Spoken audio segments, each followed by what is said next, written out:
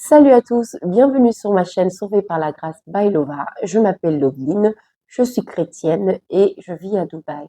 Si c'est la première fois que tu passes par là, bienvenue à toi. Sur cette chaîne, on parle de foi, de croissance spirituelle et de mode de vie du point de vue d'une femme chrétienne. Bien sûr, c'est pour les hommes et les femmes, les enfants, les grands.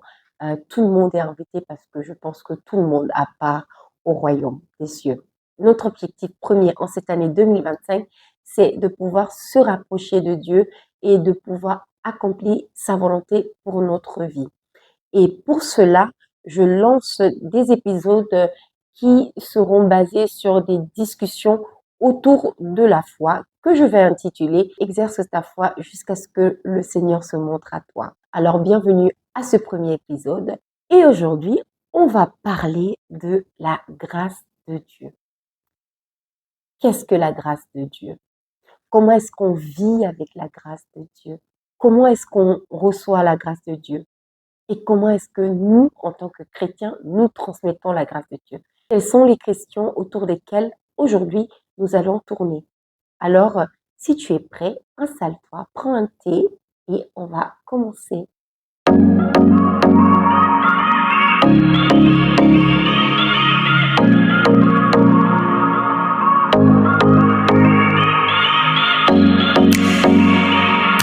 Pour commencer, on va définir ce que c'est que la grâce. Alors, la grâce, c'est quoi?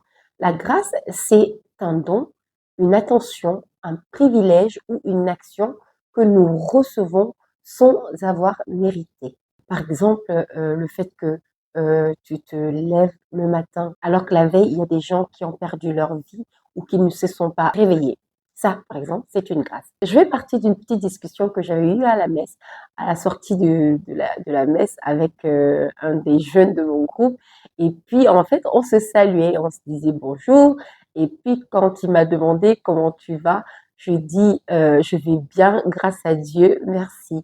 Et en fait, il me dit euh, grâce à Dieu, j'aime bien ça parce que ma grand-mère, elle lui disait souvent. S'il dit que sa grand-mère lui disait, ça veut dire que lui, il ne disait pas forcément. Et là, je me rends compte que, en fait, il y a énormément de personnes, chrétiens ou non, qui ne se rendent vraiment pas compte que même le souffle de vie, même la santé que nous avons, euh, même le fait que nous puissions travailler ou bien gagner notre vie ou bien payer nos factures est une grâce parce que, en fait, il y a énormément de personnes qui n'ont pas forcément ce que nous avons. Ça, c'est une grâce. Et à chaque fois, à chaque instant de notre vie, même pour les petites choses, nous devons être capables de reconnaître que nous avons reçu une grâce. Et en l'occurrence, la grâce de Dieu. En soi, la grâce, c'est vraiment le premier pas que Dieu fait envers toi. Parce que quand il vient vers toi, il espère que tu te tournes vers lui. Bien sûr, hein, Dieu est toujours là. La parole de Dieu le dit. Je me tiens à la porte et je frappe.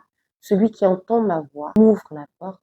Je viendrai chez lui, je mangerai avec lui et lui avec moi.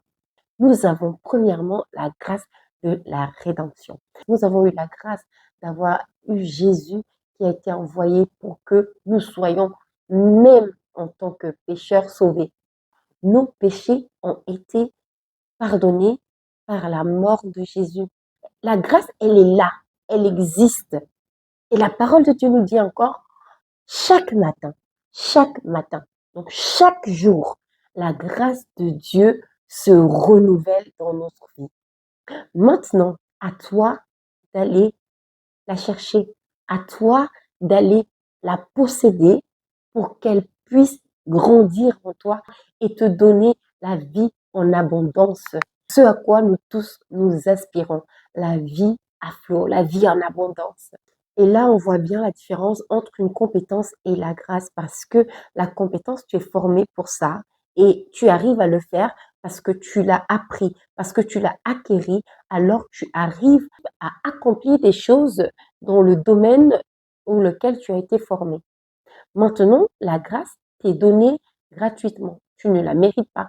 Ce n'est pas parce que tu as trop prié, que tu t'es levé le matin. Tout ce que tu as, ça te vient de Dieu gratuitement. Il te le donne simplement parce qu'il t'aime, parce que c'est sa nature. Dieu est proche de ses œuvres. Il n'oublie pas l'œuvre de sa main. Parce qu'il t'a créé, alors il pourvoit à tes besoins. Il est là pour toi à chaque fois. Maintenant, la grâce, on peut soit l'accepter ou soit la rejeter. Le souffle de vie que tu reçois, par exemple, c'est une nouvelle opportunité pour toi d'accomplir la mission pour laquelle Dieu, lui, il t'a appelé. Le travail que tu as reçu de Dieu, c'est une opportunité pour toi de pouvoir te mettre au service des autres. Le commandement de Dieu, c'est aimez-vous les uns les autres. Et tu peux le faire aussi à travers ce travail que Dieu t'a donné. C'est pour ça qu'il est important de mettre sa compétence sous la motion de la grâce pour pouvoir en tirer des fruits. Pour mieux comprendre cette grâce qui est disponible pour chacun de nous, pour savoir ce qu'elle nous apporte dans notre vie et comment est-ce qu'elle transforme notre vie, je vous propose de venir avec moi dans le livre d'Isaïe où on parle de la vocation du prophète Isaïe au chapitre 6. Venez avec moi, on va lire ça. Dans le chapitre 6 du livre d'Isaïe, il est écrit: L'année de la mort du roi Osias, je vis le Seigneur assis sur un trône très élevé. Sa traîne remplissait le temple. Des séraphins se tenaient au-dessus de lui. Les séraphins, ce sont les anges. Ils avaient chacun 6 ailes, là on nous décrit les anges, 2 pour se couvrir le visage, 2 pour se couvrir les pieds et 2 pour voler. Ils se criaient l'un à l'autre: Saint, Saint, Saint, le Seigneur, le Tout-Puissant. Sa gloire remplit toute la terre. Là, on est dans la louange, dans cette attitude de louange. Donc les anges qui louent le Dieu très haut, le Dieu Tout-Puissant. La grâce te donne une occasion de plus de bénir celui qui t'a accordé le souffle de vie. C'est pour cela qu'il est très important, quand par exemple tu commences ta prière, il est important de le louer. Et les pivots de la porte se mirent à trembler à la voix de celui qui criait, et le temple se remplissait de fumée. Je le disais dans une vidéo précédente, quand tu loues le Seigneur, quand tu bénis le Seigneur, il y a une atmosphère qui se crée. Et là, on parle de fumée qui me fait penser à de l'encens pendant la célébration eucharistique. Quand on encense, ça représente nos prières qui montent vers le trône de Dieu. On va aller pas à pas. D'abord, tu reçois la grâce d'être simplement une créature de Dieu en vie. On te donne une nouvelle occasion de louer Dieu. Et lorsque tu loues Dieu, tes prières, tes louanges montent vers son trône. Et qu'est-ce qui se passe ensuite? Isaïe, lui-même, il dit: Je dis alors, malheur à moi, je suis perdu, car je suis un homme aux lèvres impures. J'habite au milieu d'un peuple aux lèvres impures. Et mes yeux ont vu le roi. Je m'arrête ici. Dans cette atmosphère de louange, Isaïe, il rentre dans une attitude d'humilité, dans une attitude de repentance. Je suis un homme aux lèvres impures. Je ne suis pas digne de me tenir dans la présence de Dieu.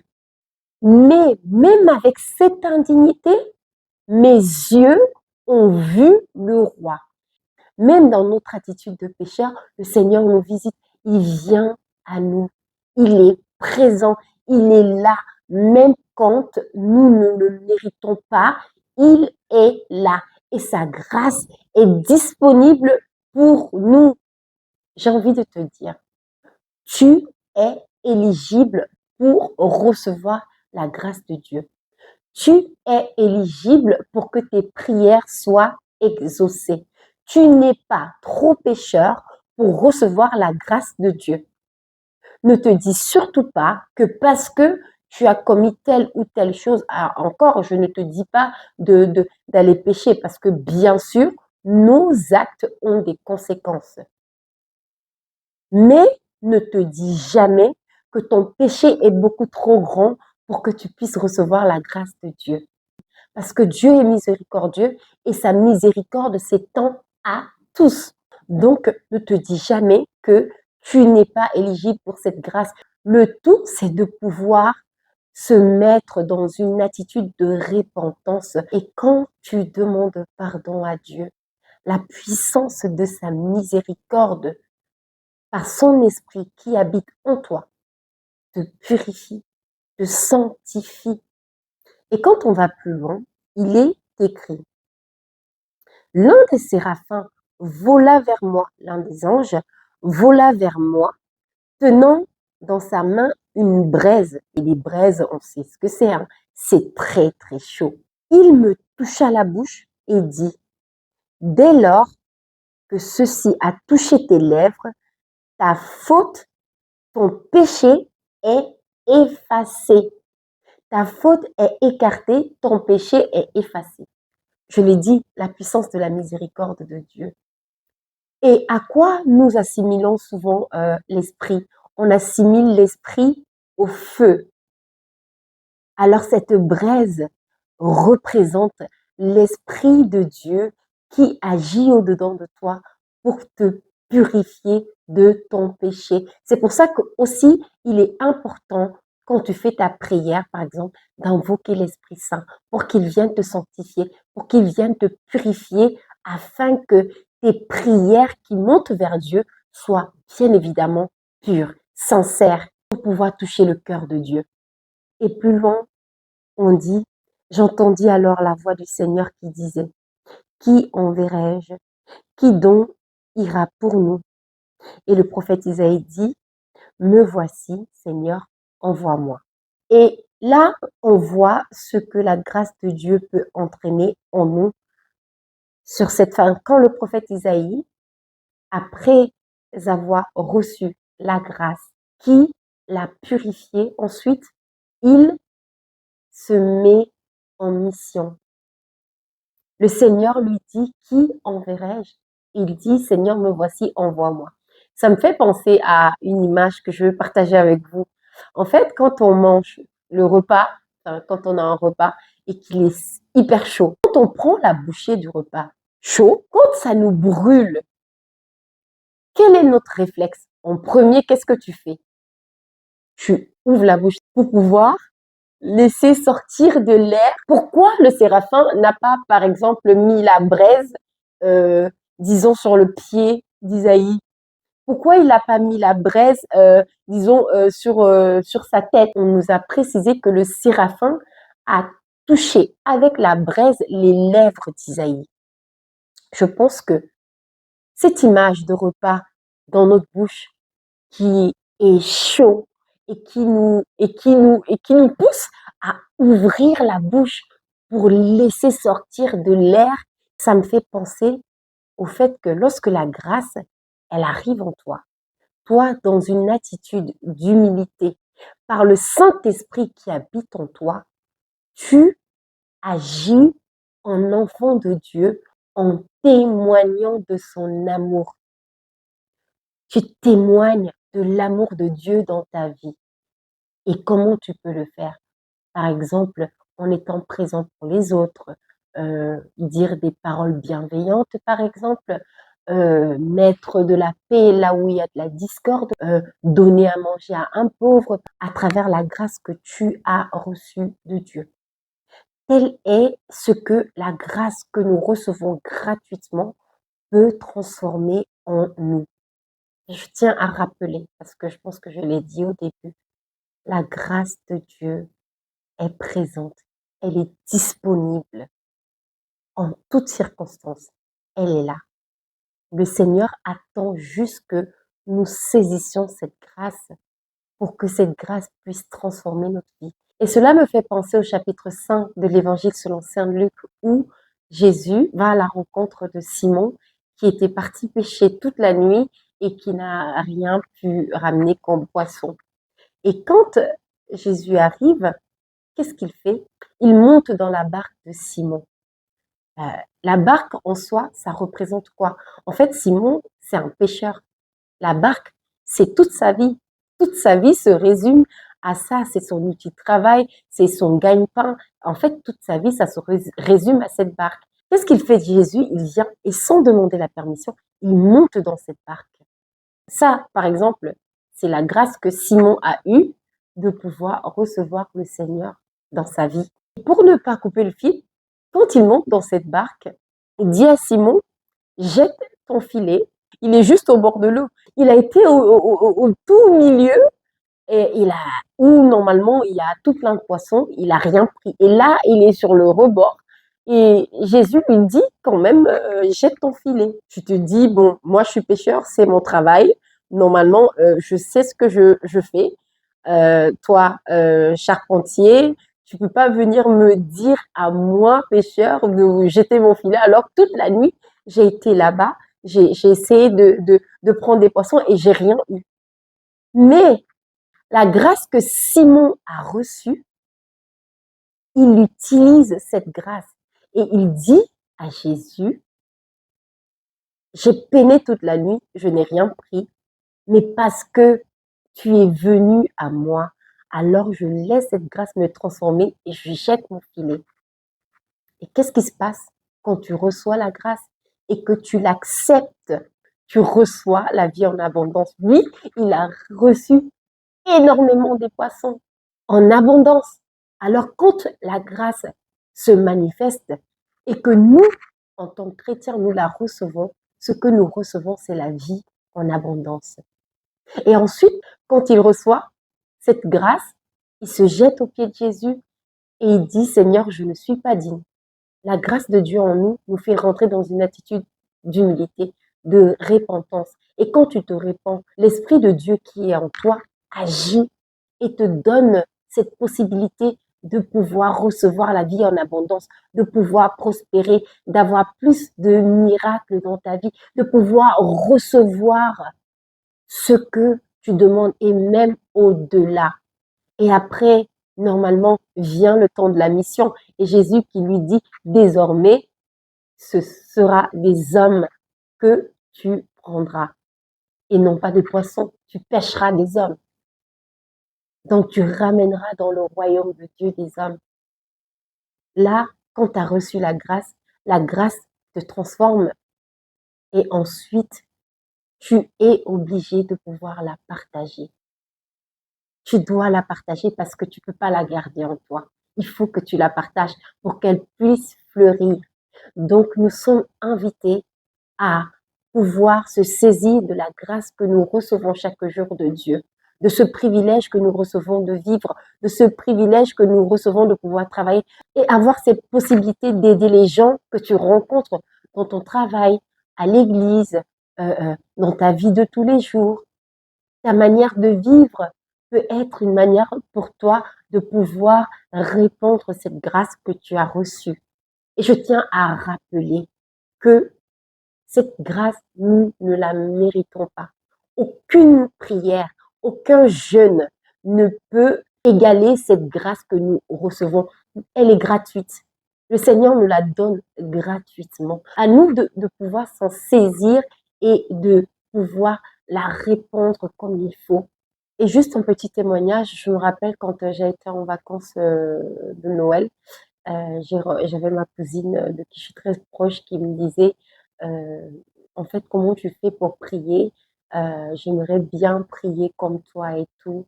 Et je lui expliquais que le Seigneur, il est toujours là, il est toujours présent. Il n'attend que notre oui. Ce n'est pas toujours que nous allons passer 1 heure de temps, 2 heures de temps à prier. Oui, il y a les gens qui le font et c'est très bien. Mais quand tu cherches à connaître Dieu, Dieu est un Dieu qui se laisse trouver par celui qui le cherche. Tu n'as juste qu'à lui dire, Seigneur, j'ai envie de te connaître.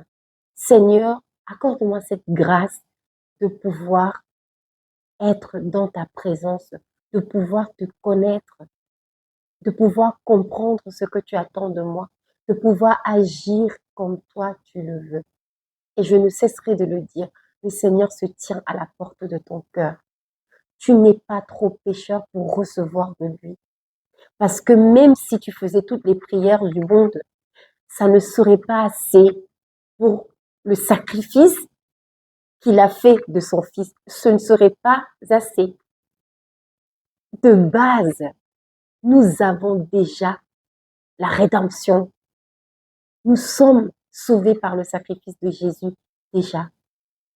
Maintenant, ouvre ton cœur à Dieu et lui, il viendra habiter ton cœur et te transformer. Tu verras comment ta vie sera fleurissante. Et oui, tu pourras, comme Pierre, recevoir la vie en abondance. Et voilà, nous sommes arrivés au terme de cet épisode d'Exerce ta foi et j'espère vraiment que cet épisode va pouvoir toucher ton cœur. N'hésite surtout pas à liker, à commenter et aussi à partager pour que beaucoup d'autres personnes puissent être bénies par ces paroles. Alors, je te souhaite de passer une bonne journée dans la grâce de Dieu et on se retrouve pour un prochain épisode d'ici là. Prends soin de toi et sois béni.